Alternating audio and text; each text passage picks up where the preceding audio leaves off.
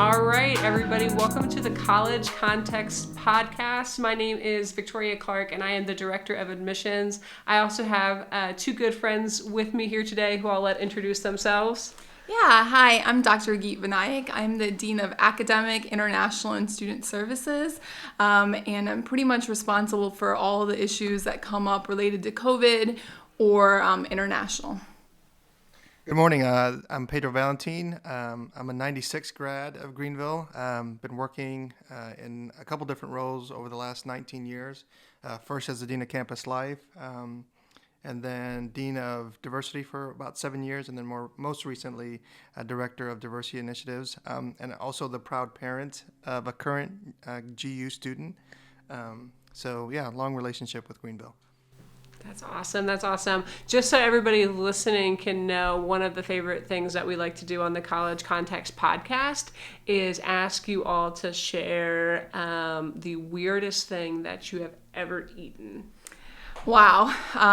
So I've traveled quite a bit internationally, and I think the weirdest thing I've ever eaten is just a tiny little bite of snake. Live or no, fried or dry with some lots of sauce. So I don't even know if I was able to taste it. And traditionally I'm a vegetarian, a pure vegetarian, so it was very odd to do it. But in the international culture, when you're offered such a delicacy, you kind of have to go with that. But it was definitely an interesting experience. Yeah. Pedro, trying snake? I don't know that I can top that. I think I'd have to go with snail. Yeah, escargot was not my thing.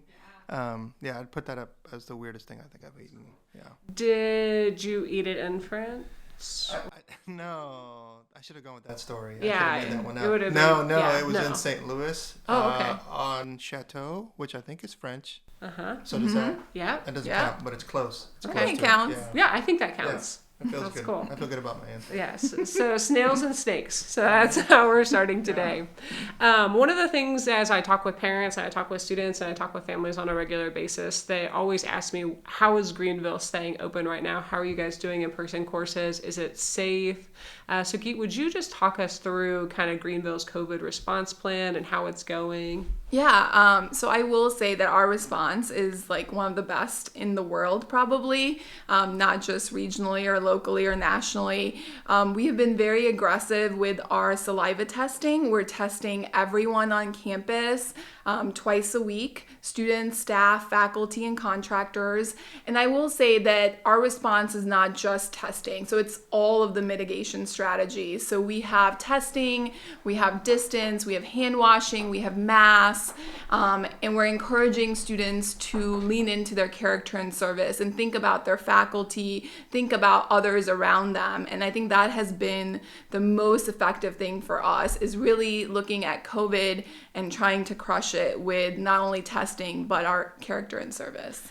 Yeah, can you talk through how we got to be a part of the saliva program and all of Yeah, that? so we've been very blessed.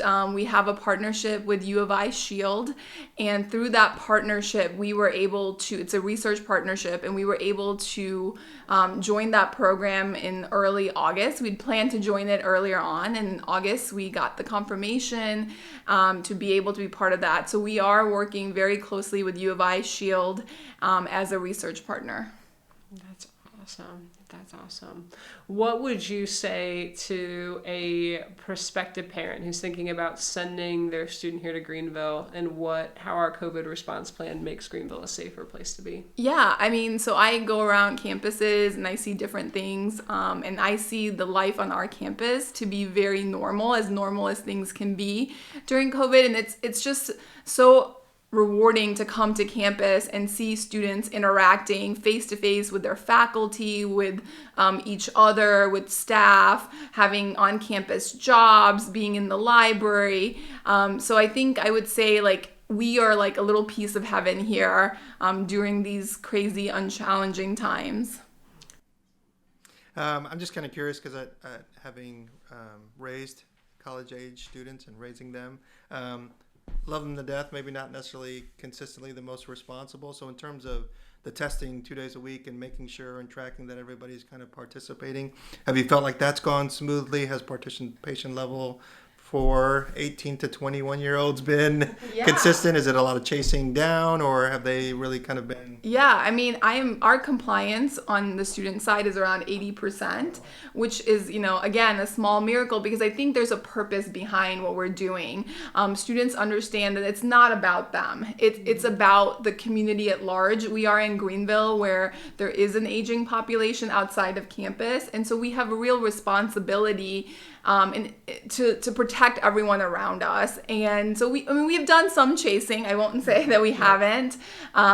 So again, our compliance rate on the staff side is 97%. Our employee side, I would say, is 97%. So people are really appreciative. There is no cost to students and employees, which I think is also a small miracle during these challenging times for everyone. And the other thing I didn't mention is we're doing a lot of contact tracing. So what we're seeing is that if we do have a case on campus, we contact trace and we remove people that have been in contact with the people that are infected potentially earlier than any other campus in the US. That's pretty cool. How do you feel like that leans into our response to COVID-19? How does that lean into the greater mission and vision of Greenville University? Yeah, I think this is the perfect time to live our mission and values. So I am seeing that happen with returning students, really trying to mentor the freshmen coming in and really showing them an example of what true character and service looks like and why they believe that this is the right thing to do. I mean, testing twice a week, you have to find time on your schedule, you have to move around your classes. The test is non-invasive, it's super simple, it's just you salivate into a tube. So our seniors are leading the way for our freshmen. So they're getting mentors not only in the classroom, but outside the classroom with their peers. That's cool. Yeah. That's cool. So we've been doing the testing for about... This is our 8th week of testing. Okay. Yeah, and our positivity is 0.19%, which is actually unheard of on a campus. And so just kind of curious what we're currently learning, and then how is that going to shape? Like how long will we do testing? Will it be 2 weeks? Twice a week? So I think we're looking at new protocols. So just this week we decided, with our low positivity rate, that we're only testing employees once a week.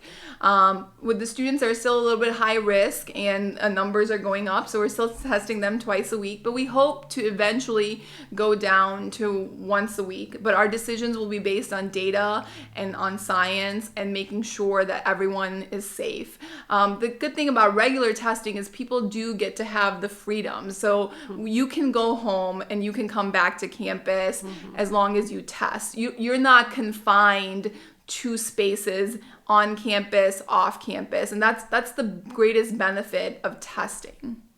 Yeah, it's cool. Yesterday I saw a bunch of kids playing kickball and they were socially distanced and they had masks on, and I just thought, man, how cool is that? How many college campuses right now are just having a kickball game out on their main square? Yeah, I mean, I see that across campus every day. Students are hanging out with each other with masks, and when they're outside, if they're socially distanced, they can be without masks.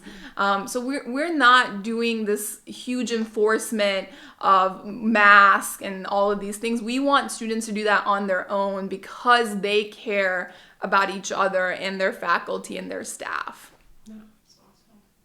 Yeah, some of the feedback that I've gotten, not only just from my daughter, but from other students, is there is this kind of drive, and they want to have an on-campus experience. And so it doesn't feel as much of an inconvenience because, the result of doing that and doing that well is that they get to kind of continue with the on-campus learning, which is, I think that's they've demonstrated that that's a high value for them.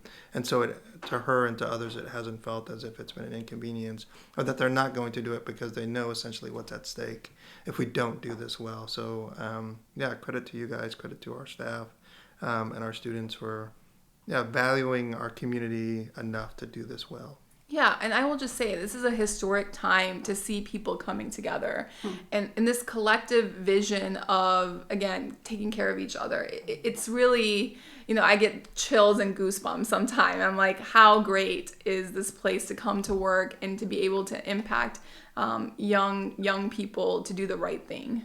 Oh yeah, absolutely. Like even just traveling and connecting with fellow colleagues at other institutions, it's amazing that like I don't know of another campus that quite has a plan as just remarkable as the one that we have Yeah. here. I really feel like it's like something like God's really blessed our institution with, like to have been a part of this program and then to just have, you know, your team and your staff, you guys made that thing work. It's pretty awesome. No, I agree with you 100%. The Lord is watching over us and making this happen because, you know, it's not possible without him. Yeah, that's awesome. That's awesome. Well, cool. Pedro, any last minute questions or thoughts? I think our parents are going to be super excited to hear this. And just for anyone listening, we are open for face-to-face campus visits. So we'd love for you to come and to be a part of our campus and see our COVID-19 response plan in action. Pedro, Geet, thank you so much for joining us. And for any prospective students or parents of prospective students listening, we just encourage you to go onto our website. You can see our COVID-19 response dashboard. You can also find a link there to apply right now for fall 2021 as well as spring 2021. And because of our awesome COVID-19 response plan, we are open for in-person campus visits and would love to have you join us. Thanks so much.